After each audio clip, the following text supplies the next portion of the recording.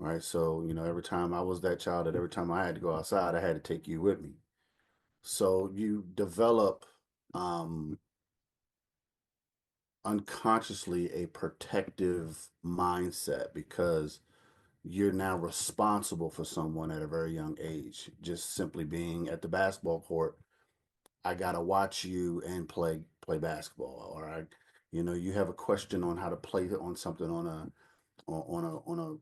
playground, and I gotta be there to do those things. So I developed a protective mindset, along with also the friends that I played with having younger brothers. Most of them were the younger brother, and then a few of them had a younger brother too. They kind of looked out for you as well. So we all had this kind of look out for you kind of mindset, and that carried over into everything I did. It became, you know, um, a responsibility, so to speak. So it kind of started with that.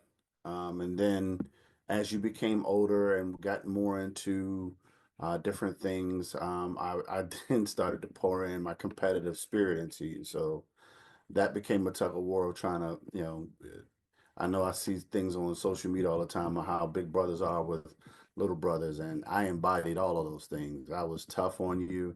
I pushed you. I didn't want you to grow up not having the things the some people try to shelter you from certain stuff. I didn't want to shelter you from anything because that was what my uncle taught me. Considering he smoked, he drank, he was a mechanic, he did all of these things in the street. But there were things that he didn't hide from me, so I never was curious about him. I wasn't curious about that life because I watched it.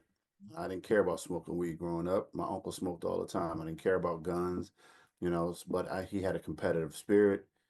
He played cards with his boys. He kept a tight network of group. He was a hustler. There are a lot of things that you can learn even out of the negative perception people have of people. And I wanted to give you that. I didn't want you to grow up because of where we lived.